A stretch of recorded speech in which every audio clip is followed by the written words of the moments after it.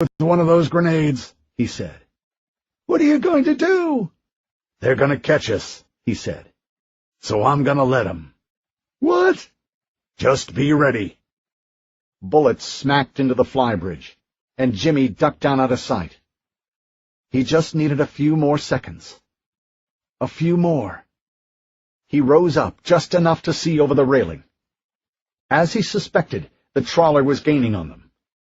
Its captain had her at full throttle, aiming to close the gap enough for his shooters on the bow to fire down into the Sugar Jane's stern, the same way Jimmy had done against the little speedboat closer to shore. "That's it," he muttered. "Closer. Closer." He reached up and pulled back on the throttle, bringing the Sugar Jane to half speed. The diesel coughed and sputtered, but kept working. The Sugar Jane eased down slightly in the water. At the same time, Jimmy shouted, "Now, Gabby! Give it to him!" She rose up on her knees and tossed her grenade at the surprised blackshirts on the trawler. They were gaining too fast now to turn away. The grenade hit the pilot house, bounced forward, and rolled down into an open hatch leading to the forward hold. The explosion blew a massive hole in the port bow, killing two of the blackshirts directly above it and flooding the hold with river water. And still the trawler sped forward, unable to check its forward momentum. The bow ducked toward the water and continued to drive down, going lower and lower until the boat slowed to a stop and gradually began to sink. Within seconds, most of its bow and pilot house were underwater, only its stern jutting up at a sharp angle from the plane of the water. Jimmy watched it as they pulled away, his chest heaving, and he almost allowed the warm glow of victory to overtake him. But Gabby was rolling around the deck, holding her arm. "Gabby!" He rushed down to her side and lifted her up, her head on his thigh. Smoke was seeping up through the seams of the engine compartment, and the engine was making a series of consumptive coughs. Through the rain and smoke, he peered at her injury. It didn't appear too deep, but it was bleeding a lot. "I'm okay," she said. "I know. Just let me work." He took a soaking wet handkerchief from his back pocket and tied it around her upper arm, as close to the shoulder as he could manage. "Tight?" She was grimacing from the pain. She nodded, unable to speak. "We're in trouble, baby," he said. "No shit," she gasped. He laughed. He couldn't help himself. "That's my girl." It was hard to tell if that was rain or tears in her eyes. He suspected tears, even though she too tried to laugh. The engine's coughing turned to a series of loud knocks, like some little gremlin was inside there, banging against the hull with a hammer. Suddenly, billowing clouds of black smoke poured up through the engine compartment seams, enveloping them both and causing them to hack. The next instant, the engine died. Through the smoke and rain, Jimmy could see the rest of the Red Man's fleet racing toward them. They had been stuck on the opposite side of the pier, and he had hoped that would buy them the time they needed to escape. But it was obvious now that was not to be. A lot of water had passed under this boat of theirs. It had been their home, their refuge, their one solid link to the dream of Mexico they both shared. And now, quite possibly, it was going to be their coffin. "I'm out," she said. For a moment, he wasn't sure what she was talking about, whether her rifle or some deeper reserve of her being. But then she held up the rifle and the empty magazine. He should have known. "Wait here," he said. He went forward into the cabin and looked around for the last time. He saw the pictures of their daughter and their granddaughter broken on the floor, crushed by muddy boots, the sheets torn from the bed, the cabinets hanging open. They had searched it, rifled it, but they hadn't changed it. For him, the substance of this boat was always there, even as it filled with smoke and the sounds of the Red Man's fleet and his screaming black shirts bore down upon him.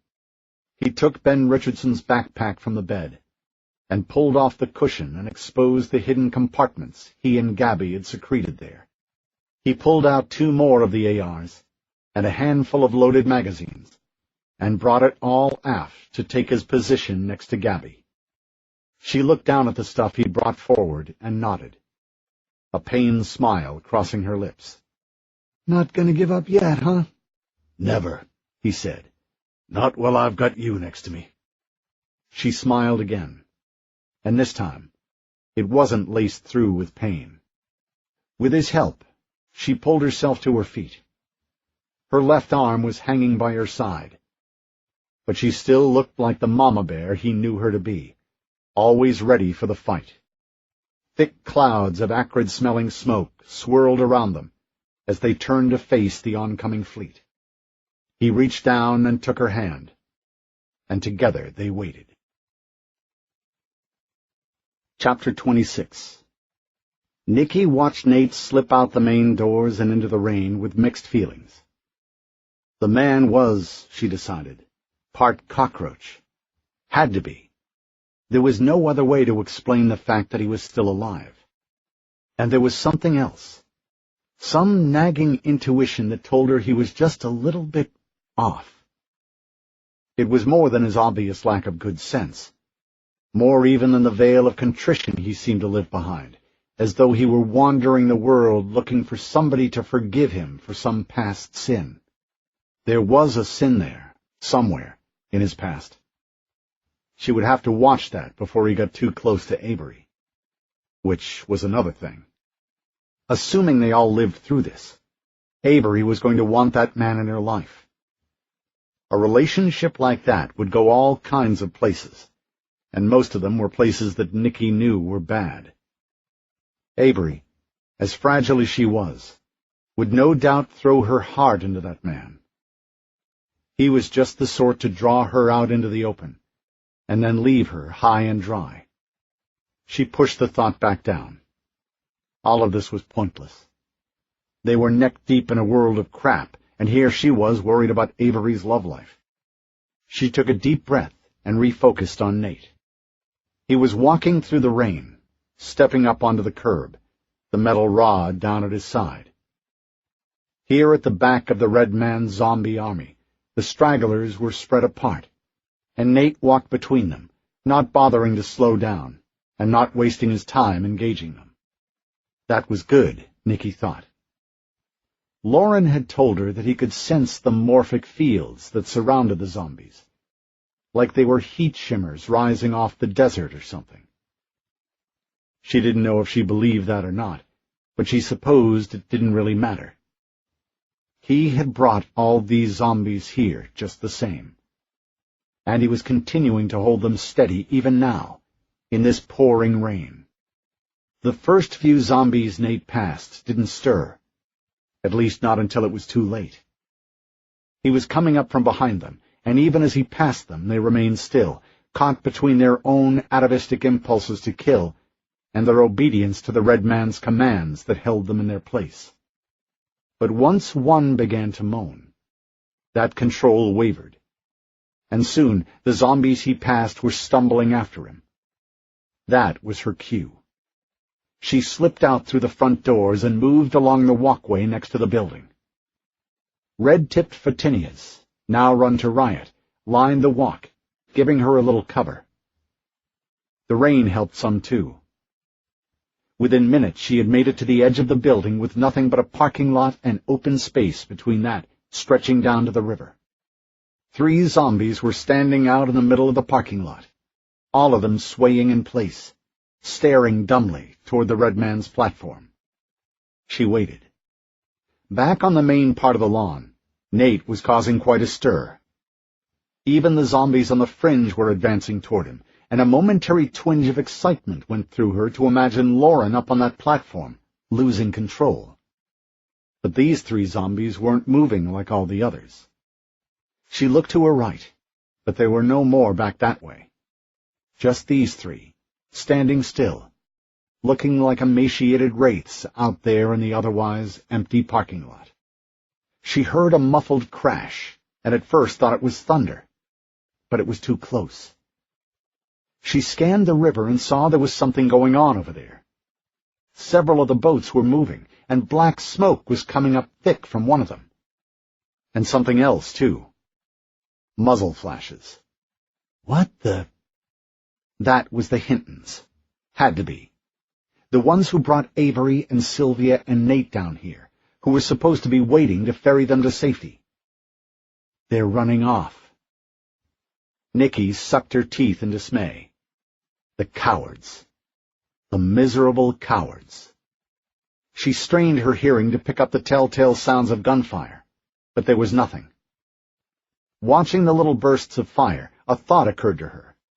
Back at Stoller's compound, back when she was first starting to come into her own as someone who could teach others to kill zombies, she read Bruce Catton's account of the Battle of Vicksburg during the American Civil War. The fighting and killing had been atrocious, and yet observers on the fringes of the battlefield reported an eerie silence coming from the heart of the fighting.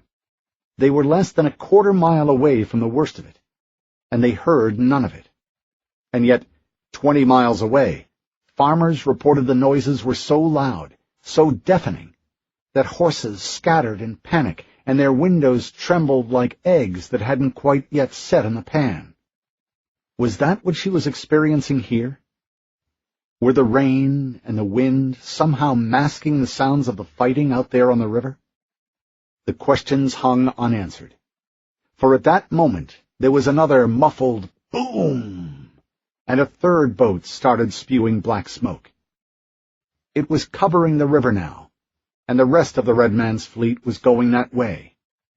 Her anger and dismay disappeared. Maybe this wasn't such a bad thing after all. She looked back to the parking lot.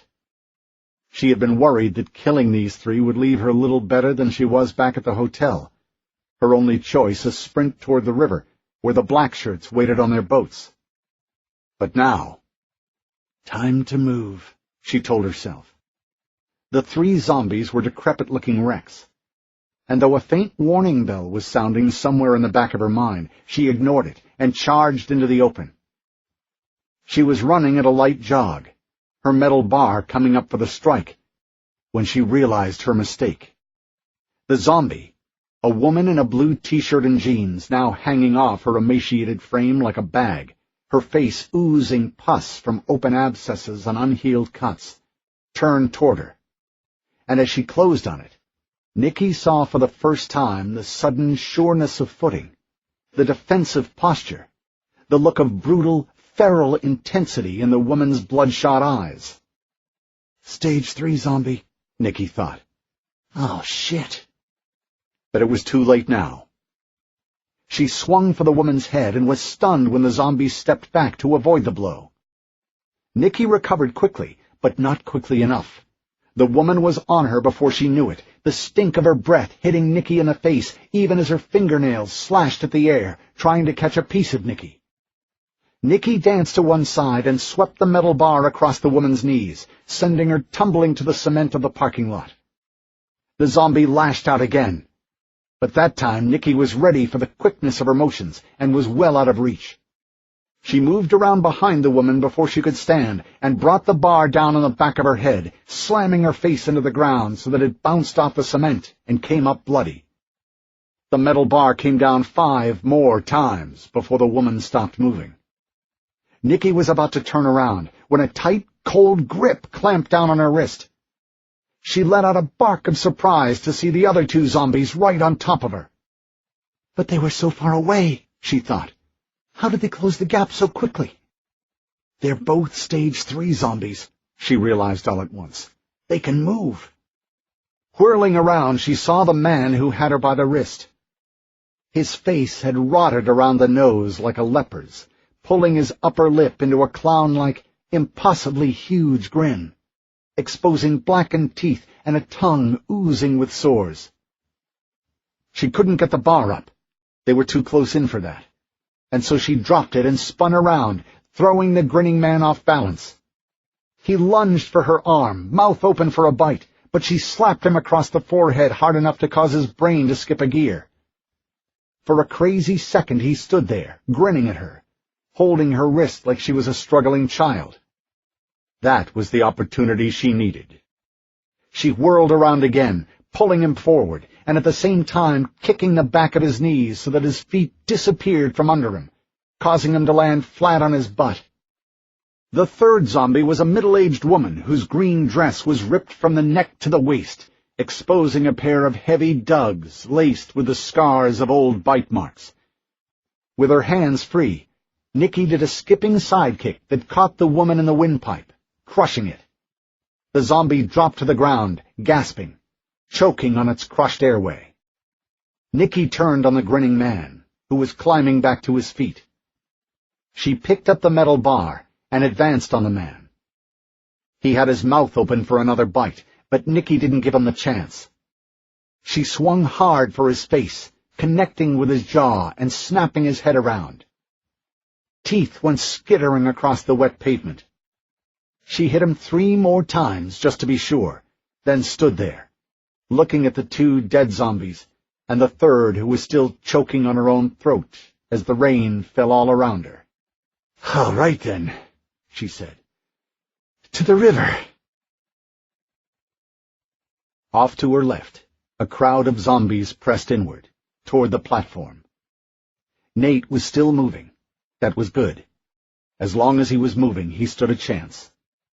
She, on the other hand, had pretty much a straight shot to the river. No more zombies. She was almost there when she got a glimpse through the smoke that covered the river. She had only seen Jimmy Hinton once before, and that was at the docks at Herculaneum while she was busy coordinating her squads, but she recognized him at once. And the woman next to him, the one holding his hand, a bloody wound on her arm, had to be Gabby, his wife. The 2 looked resigned, but content in each other's company, even as the bulk of the Red Man's fleet barreled down on them. Were they giving up? From the things she'd heard about the Hintons, she found that hard to believe. They were dirty business partners, yes, but certainly not the kind to just give up. And then the gap through the smoke was gone, and once again the river was covered by a churning black fog. The explosion came a few moments later, and it nearly knocked Nicky off her feet. Instinctively she turned her head away, shielding her eyes. When she looked up again, there was nothing left of the Hinton's boat but a burnt, soap-dish-shaped piece of hull floating on the water. Impressive, she thought. The Blackshirts were coming in their boats. Soon, she realized, they would be all over the area. If she was going to find a boat, she needed to do it in a hurry. Otherwise, they could forget about getting away from the Red Man's compound. And then she saw it. The little speedboat with the dead Blackshirts in it. "Hello," she said. She looked around to see if any of the Red Man's zombies were close by, and felt a sharp pain in her right side. Nicky touched it gingerly and winced. Up to now she'd convinced herself the ribs there weren't broken, but it was getting harder and harder to lie to herself, and now that she was standing here, with escape so close at hand, the pain was catching up with her. She closed her eyes and forced it down one more time. "Just one more time," she pleaded with herself. "Just once more." Then she opened her eyes and waded into the river. Chapter 27. Amid the wreckage of the Red Man's lunacy, Nate stood, letting the rain hit him full in the face. The zombies, an ocean of them, stretched out before him. They hadn't seen him yet. He was still too far behind the rearmost of the crowd for that, but they would notice him soon enough. Nate smiled grimly. Somebody was moving through the standing ranks of zombies, coming toward him. It took a moment for Nate to recognize Doc Kellogg, but when he did, his grim smile turned warm. "I thought you'd stopped coming around," Nate said. Kellogg cleared the last of the zombies, then half-turned and gestured at the waiting army. "And miss this?" "You think this is suicide, don't you?" "What do you call it, Nate?" "I don't know. That's why I'm asking you." Kellogg shrugged. "I call it stupidity, but—" "You can do better than that." Okay, Kellogg said. I think life is a struggle to test the fragility of man against the rock of the world. Kellogg had always talked like that. When they first started having their regular chats at dinner or in the lab, Nate figured the man was making fun of him. But it didn't take him long to figure out that Kellogg simply wasn't capable of talking any other way.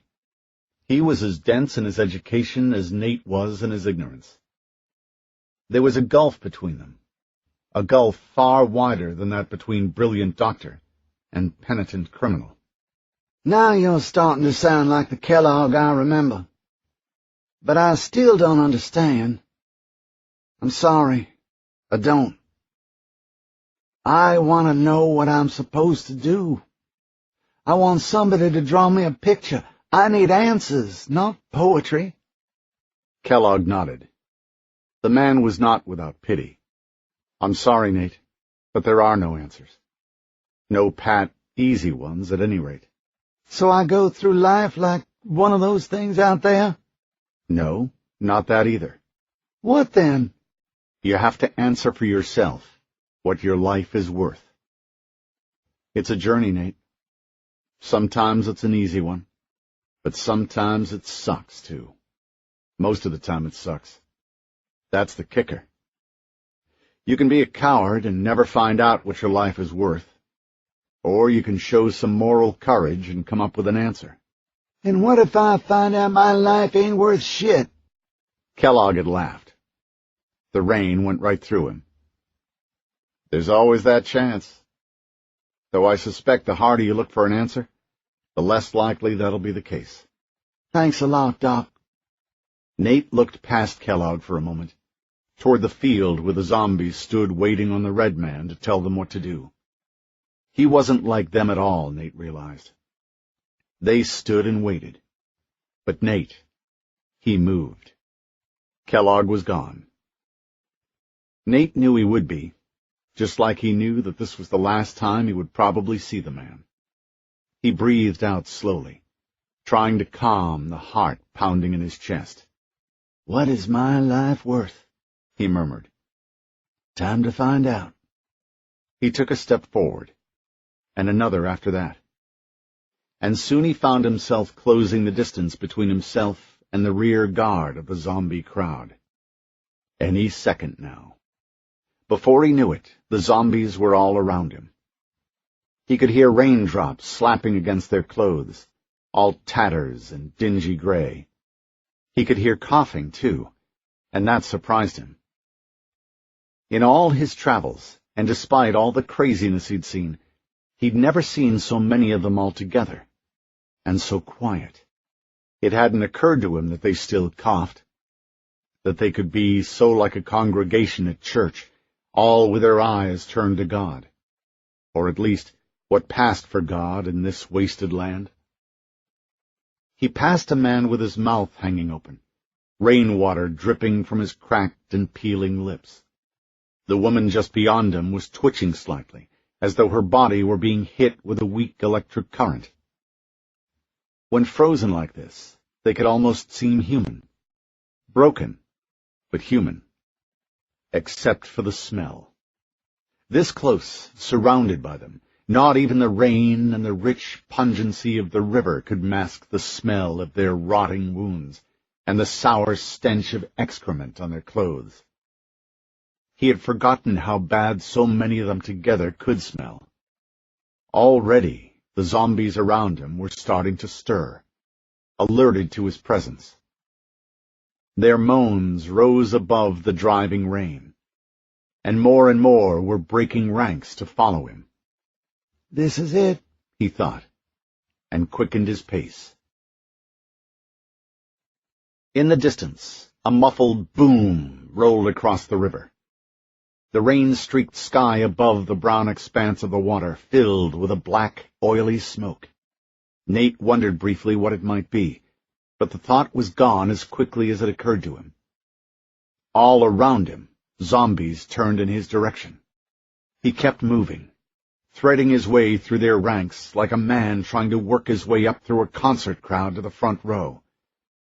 But his fear was mounting with every step. The energy of the crowd was turning inward, pulsing through the assembly like an electric current. It was always the same when they sensed a meal. A woman, her legs bent and her face a rotting mess of abscesses and open sores, stumbled into Nate's path. He huffed in surprise and only just managed to catch her by the shoulders, holding her snapping teeth at bay. She groaned, her hands slapping at his elbows. Grunting, struggling against the suddenness of her attack, he had a hard time tossing her away. He was off balance and falling over backward. A huge man shambled toward him, his arms outstretched. Nate rotated, hoping that his old ankle injury from his high school track days wouldn't choose this moment to blow out on him, and tossed the snapping woman into the man's waiting grasp. To Nate's surprise, the man fell on her and started feeding, pulling her apart with his teeth, even as she kept her eyes on Nate and struggled to get back up. Nate stumbled backward. Another zombie, this one a teenager in jeans and part of a Lakers basketball jersey, bumped him and shuffled past. The teenager fell on the woman. Several others joined them. They made no sound, even as they began to rip strips of flesh from her arms and back. Her head was thrown back, her neck exposed. Teeth found out the soft spot below the chin, and a stuttering gurgle escaped her lips. She stopped struggling after that, though her corpse continued to jerk and twist as the others pulled her apart. Nate had never seen anything like that. This was something new, zombie attacking zombie. In 8 years of wandering, he'd never seen them do that. The zombies continued to surge past him, falling on the corpse, opening her torso like the belly of a canoe. Soon, the tangle of bodies was the color of mud. He couldn't tell one from the other. Not even the dead woman's blood was visible in that orgiastic mass of writhing flesh. It was just mud and tangled limbs. He turned away, back toward the platform. Hundreds of dead, vacant eyes met his. His gaze darted from side to side. He pivoted in a circle, staring all about him. But the dead eyes were everywhere. "Aw, shit," he said. Zombies surged toward him from every side. Nate swung the metal bar Nicky had given him, but hands were already on him, clawing at his shoulder. The metal pipe was pulled away. He was bleeding, his shirt sleeve ripped away. He tried to run, but there were no open lanes through the mass of bodies. They tackled him, slipping on slimy ground. He tried to kick them away, but his feet were mired in the mud, and when he went down, they came down on top of him in a mass of limbs. They pulled on his arms and legs, trying to get their mouths on him. But still he kept fighting. He rolled from one side to the other. He jammed his right knee into a man's chin, knocking him back into the throng. The zombies moaned and surged forward, reaching for him. He pushed his way back to his feet, and for a moment he felt like he was moving with all the speed and confidence he'd possessed as a 17-year-old track star racing through the Pennsylvania woods. It was as though he'd never left the thrill of the run, or the joy of knowing you still had more reserves deep inside. A zombie reached for him, and he threw it into the mud, stepping on its back as he hurtled through the crowd. The lacerations on his back and arms and face sizzled like splashes of hot grease against his skin, but they didn't slow him down.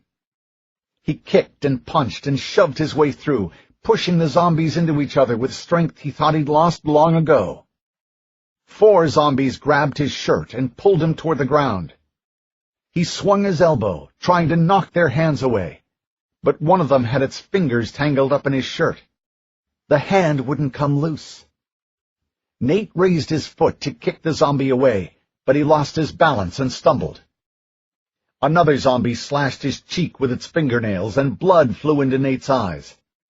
He staggered again. The ground rolled beneath his feet, and his arms pinwheeled as he fought to keep moving. More zombies pulled on his clothes. He could hear them tearing. Nate lashed out with a wild punch, knocking a zombie down, but it wasn't enough. He knew it wasn't enough. The press of bodies was overwhelming now, and a violent, claustrophobic panic surged through him. His heart was racing. He lurched to one side, throwing a shoulder into a zombie's chest and bouncing off. Their hands kept reaching for him, pulling on him, turning him around. His foot slipped out from under him, and finally his ankle couldn't take any more. He sagged to the ground. Fingernails tore at his shirt, ripping it away, ripping into his skin, his ears, his lips. He screamed but couldn't find his legs. Every time he tried to stand, they pushed him down again. Nate didn't even feel the last shove, the one that landed him flat on his back. He looked up and saw a huddle of torn and snarling faces staring down at him, hands reaching downward. Chapter 28. The rain was cold. Sylvia sat against the back railing of the platform, shivering and miserable, her arms wrapped around her knees. The world seemed to swirl around her in a blur of muddy images. Since being led up to this platform, she had managed to hold herself together. But that was becoming harder with every passing second. The thought that she was going to die here couldn't be pushed down anymore. And with it came nausea and a fear that prickled her skin and made her lips tremble. She glanced over at Avery. And for a moment, the girl was 10 years old again. A plump little waif in ruined clothes, hiding behind Nicky. So fragile it made her heart break for all the good that had been drained from the world. Avery was staring back at her. "What are we going to do?" she said, silently mouthing the words. Sylvia wanted to answer, but couldn't. She didn't know. And the memory of the last time she had tried to scoot over next to Avery rose up in her mind. The way the red man had whirled around on them when he saw them together. She remembered the way his filthy hands had felt on her skin, the stink of his breath, and the words he'd whispered into her ear. "Think about this as you wait for Nicky Booth to come for you. Think about life. Did you love it like you should have, while you were holding it in your hands? Did you love it enough to go into this moment with an open and ready heart?" The sting of those words were still hot on her cheek, for she knew the answer was no. There were too many regrets, and too many broken hearts. She looked again at Avery, and shook her head in resignation. Avery's gaze sank to the plank boards under them, and when she started to sob, it felt to Sylvia like the worst sort of accusation. It had been like this after San Antonio all those years ago. Her greatest failure. She became a college professor because she loved the glory of a young mind opening to the world. Ben had been wrong all those years ago, when he condemned her motives. She really did set out to teach, not just to publish her way to tenure, but to teach. She loved the vitality of youth, its blind trust and violent rebellion. She loved its innocence and its skepticism. She loved all the contradictions that made a college student a child on the cusp of adulthood. And yet, despite that love that had shone so brightly and so intensely, she failed the youth who had trusted her back then, just like she was failing Avery now. But the real tragedy of it all, the thing that really made her angry, was that she didn't even know why she failed. She couldn't fathom it. Love was supposed to find a way. Feeling like she was groping blindly for an answer that would always elude her, she glanced up at the red man. His back, dripping with blood-red rainwater, filled her with dread. There were no answers there. A part of her wanted to ask what he was waiting for, but in truth she already knew. He was waiting for Nicky to come to him. And why shouldn't he? He had his black shirts on their boats watching the riverbanks, and on land he had his army of rotting slaves. There was no way for Nicky to get to him, and that meant that time was on his side. A sudden crackle from over by the river broke her thoughts off clean. It took a moment for her mind to realize that she was hearing gunfire. But that's what it was. It had to be. And something else, too. Men yelling. Yells turning into screams of rage and pain. Even over the pounding rain, she could hear the emotion in those screams. Nicky, she thought, and perked up. She looked over her shoulder toward the river. Not Nicky. It was the Hintons. And then confusion set in. What were they doing? Were they leaving? Abandoning them? She could see the Sugar Jane backing up, Gabby down on the rear deck firing at the black shirts on the nearby boats. Sylvia looked over at Avery to see if she was seeing this. Avery's eyes were wide, staring down through the smoke, swirling over the water, absorbing the slow, cumbersome movement of the boats. The red man slowly crossed the platform and put his hands on the railing. But to Sylvia's surprise, he wasn't upset. At first he showed no emotion at all, but then a slow, sly grin tugged at the corners of his mouth, exposing the tips of his brown teeth. Sylvia looked away, focusing instead on the boats. The river battle pondered on. From up here, the battle developed with the rigid predictability of flotsam caught in a river of molasses. Sylvia found herself strangely torn. She saw the violence unfold, and she cheered under her breath as the Sugar Jane destroyed 3 opponents in turn. But at the same time, another part of her, the skeptic, was burning with the rage of betrayal. And then the red man laughed. Even as the Sugar Jane pulled away, he laughed. Sylvia looked up at him, and was surprised to find him meeting her gaze. "Looks like your friends have had enough," he said. That was your ride, wasn't it? "They're beating your men," she countered. He shrugged. "That matters to you, does it? The lives of a few dozen men."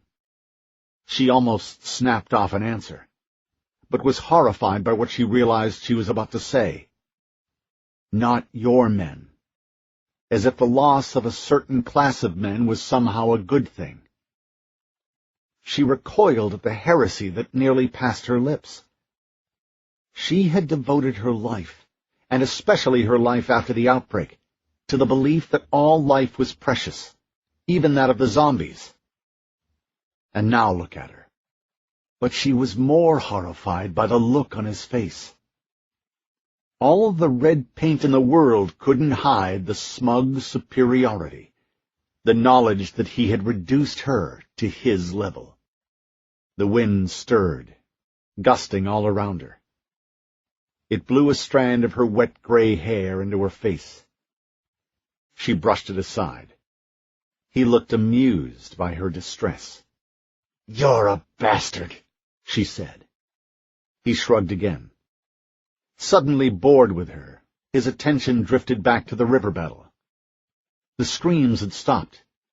The river was enveloped by a foul, roiling black smoke, but the Sugar Jane's progress was still easy to see as it tracked its slow course out to the middle of the channel. The Hintons were standing in the stern, watching the black shirt fleet that was rapidly overtaking them, hand in hand. "Your friends have not only abandoned you," the red man said. "Looks like they have given up entirely. This part should be fun." On the bow of the approaching boats, Sylvia could see black shirts on their bellies, their rifles flashing as they fired on the fleeing Sugar Jane. It was only a matter of time now, she knew. She was watching one of the black shirt snipers when the Sugar Jane exploded. The power of the explosion caught her off guard, but she did not flinch.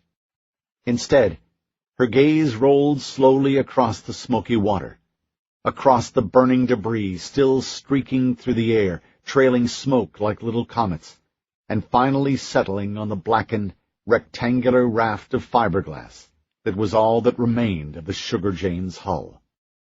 There was no sign of the Hintons.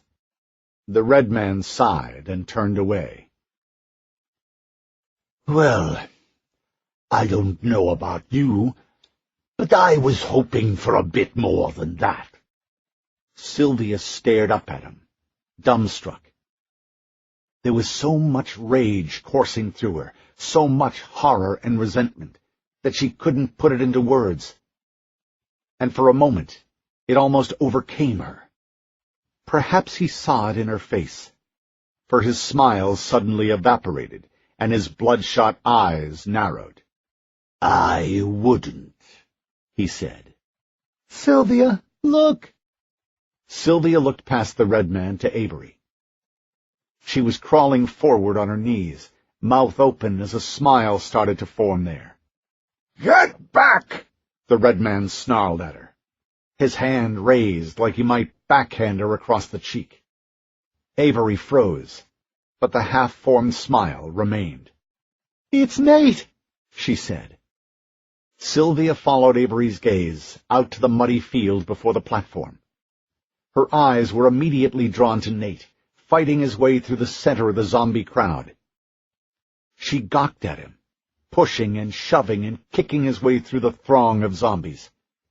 They were surging after him as he passed. Ahead of him, a few heads turned to investigate the moaning of their brethren. He's coming for you, Sylvia said.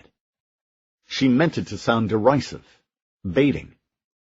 But she couldn't help but wonder where Nicky was.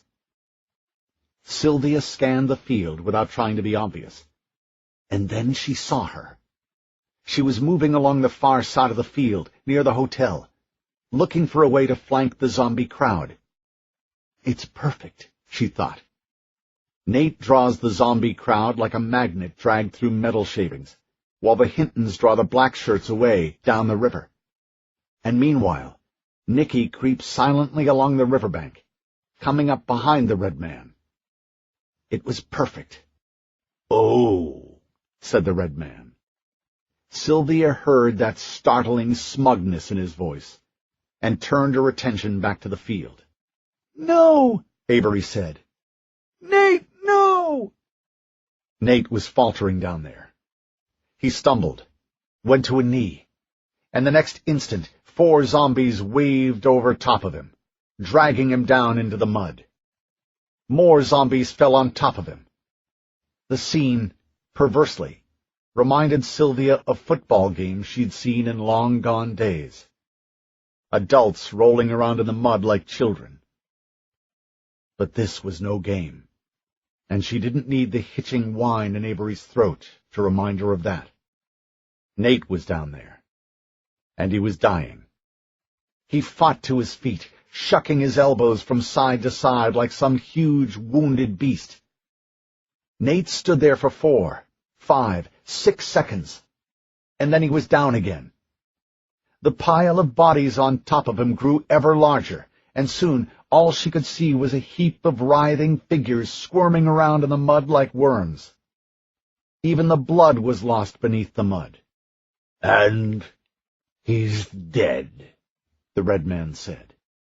Avery climbed to her feet. Sit down, the red man said. You killed him, Avery said. There was a wounded rage in her eyes that Sylvia had never seen before.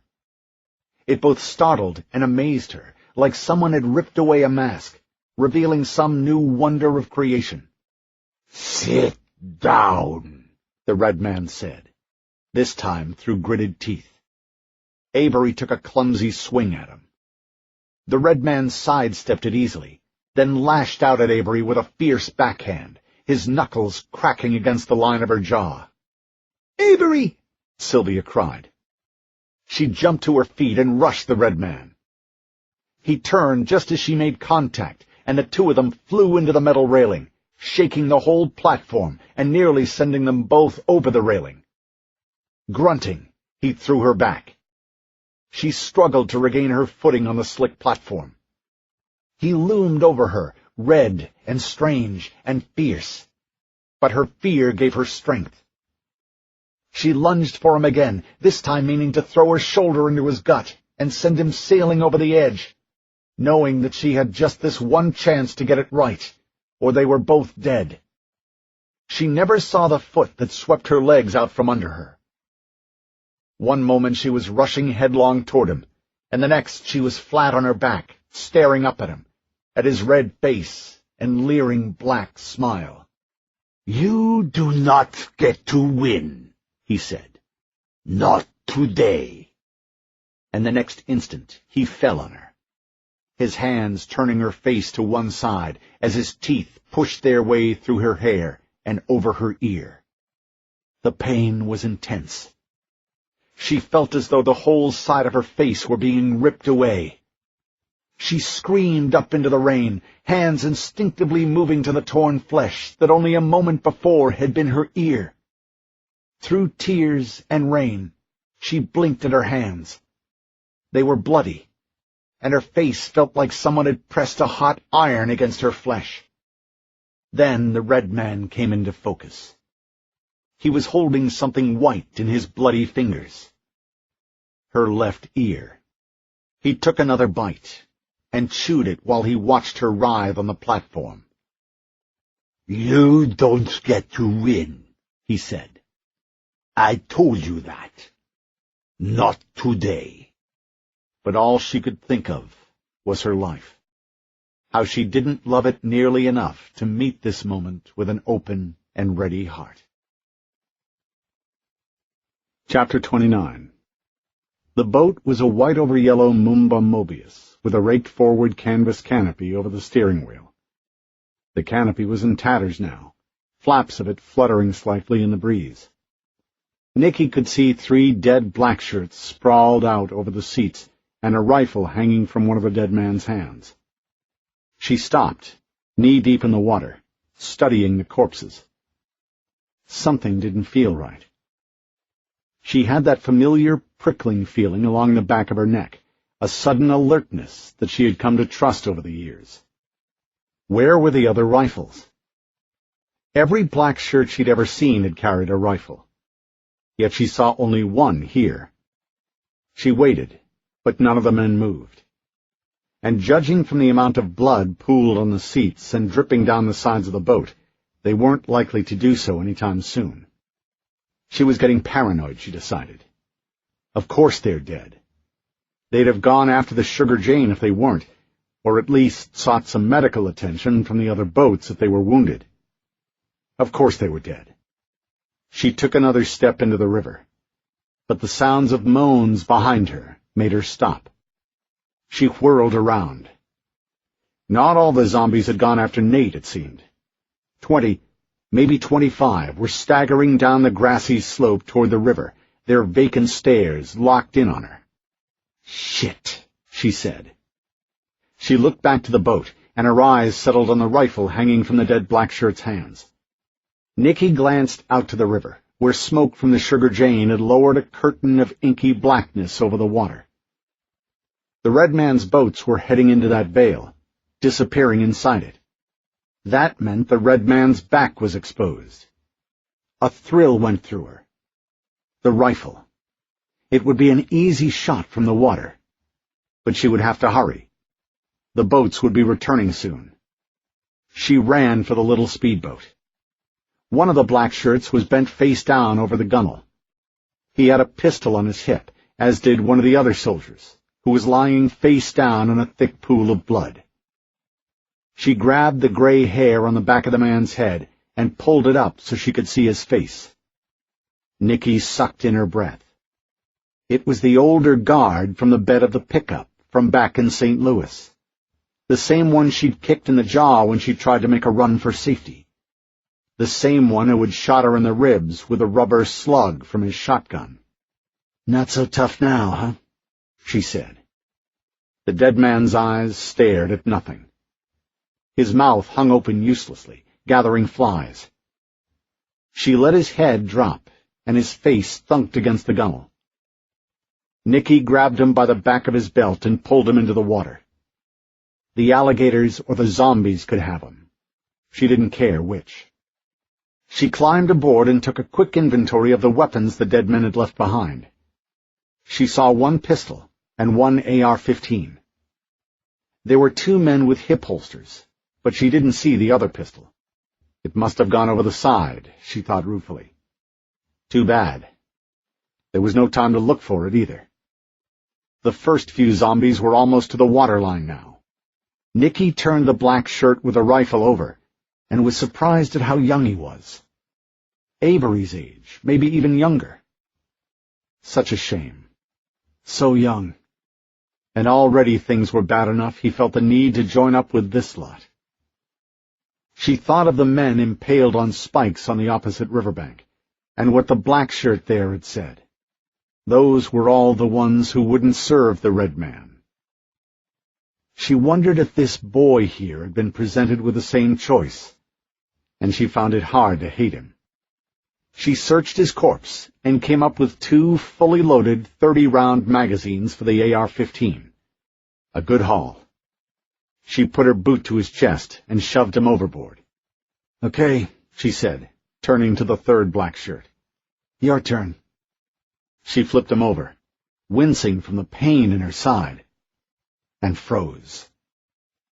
As soon as she saw his eyes open and his pistol coming up, she cursed herself for her stupidity. A rookie mistake if there ever was one. He motioned for her to put up her hands. "Real slow," he said. She raised them halfway, at the same time gauging the distance to the AR-15 leaning up against the captain's chair. "I wouldn't," he said. He slowly climbed to his feet, careful to keep the pistol trained on her chest. She stared into his eyes, taking the measure of the man. He had a round face with a thick black beard. There was blood in his beard and in his hair, but that didn't bother Nicky. She had seen blood before.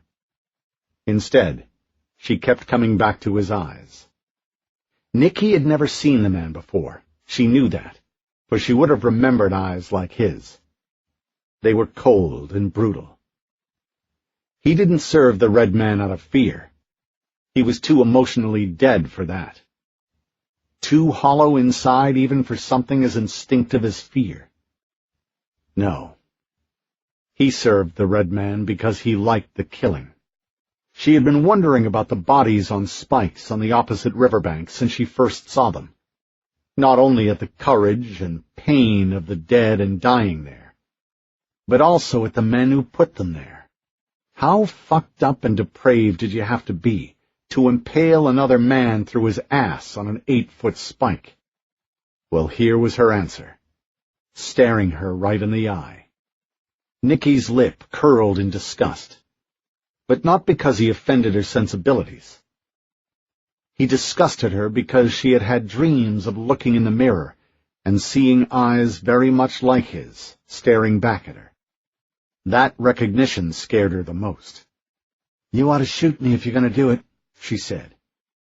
"I'll kill you if you don't." "Not the way you're favoring your ribs there. You'd never make it."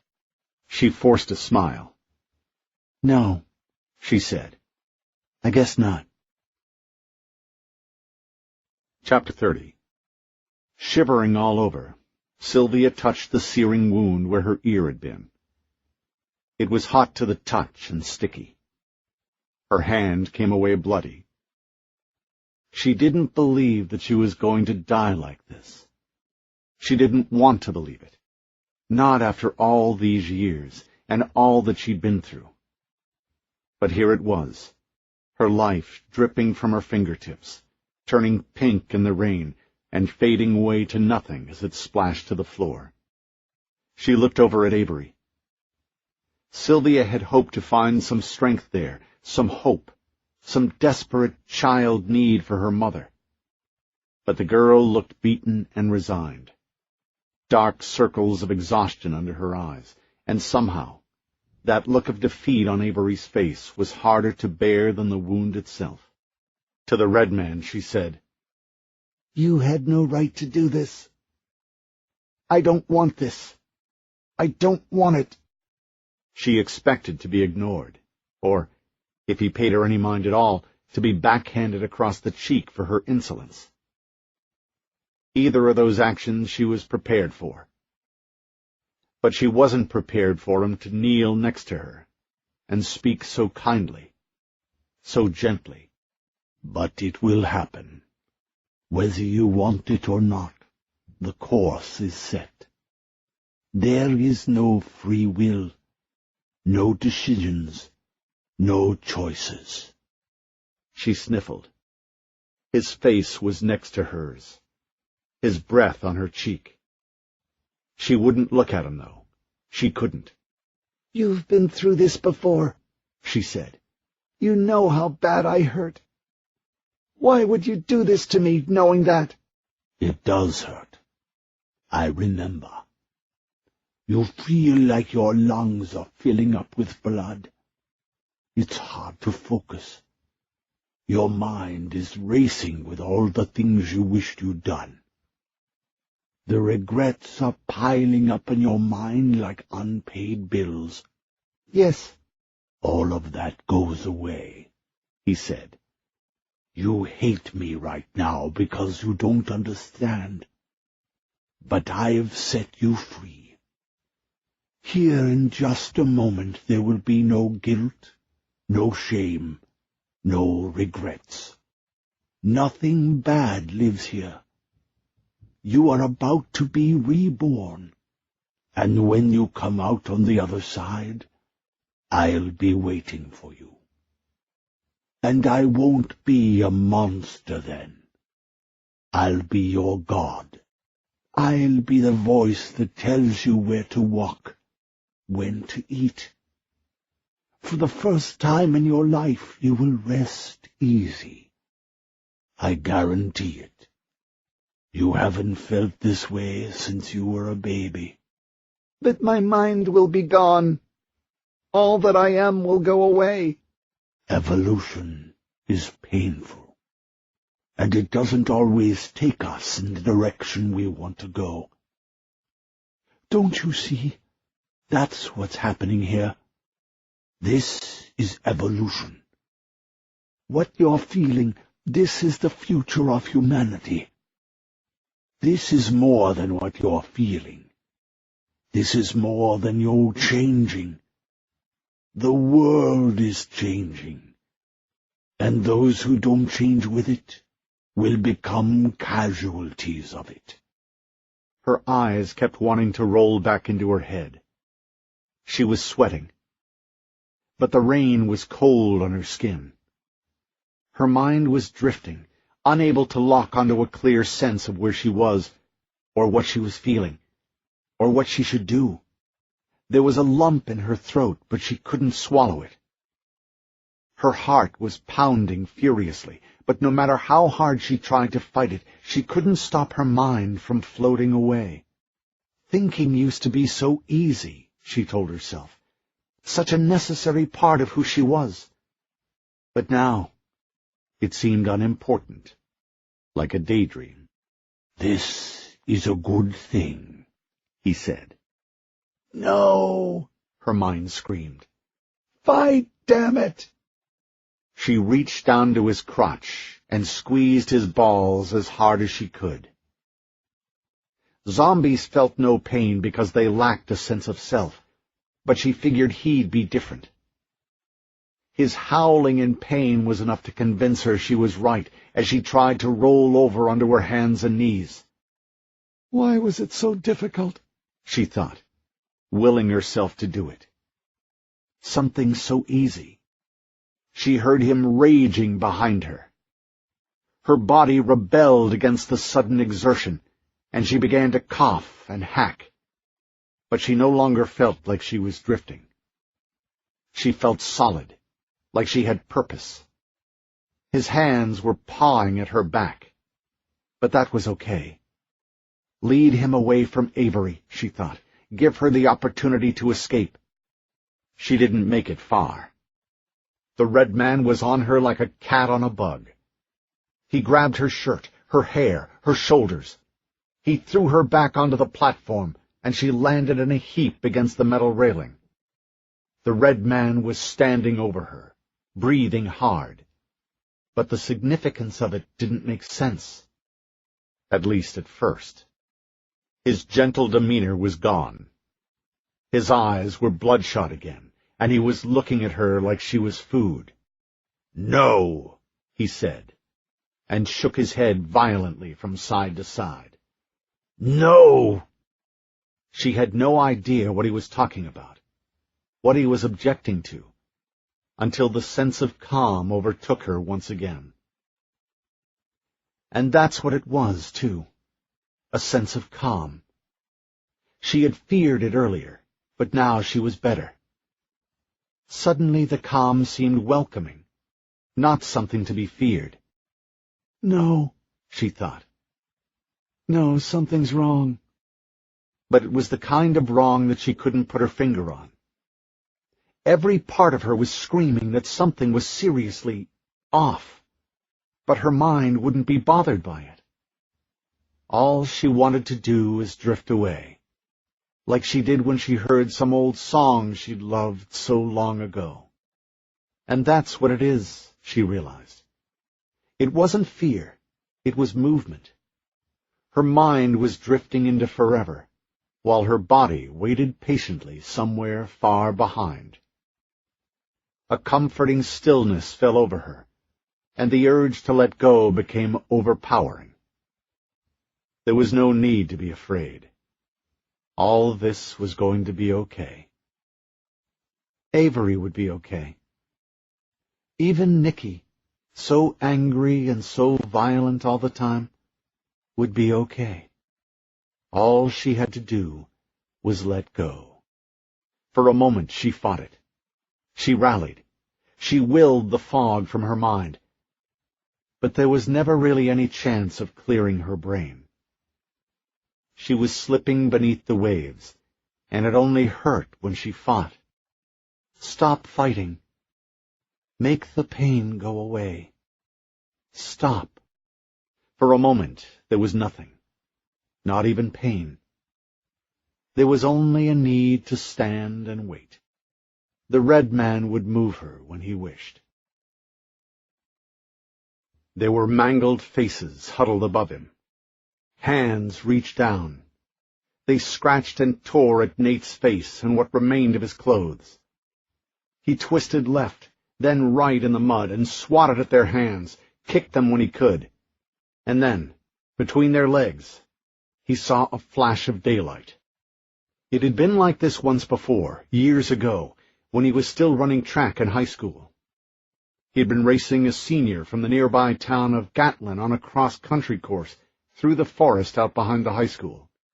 They rounded the last bend, neck and neck, the opening out of the forest just 200 yards ahead. Nate saw the patch of daylight at the edge of the trees, and a thrill went through him.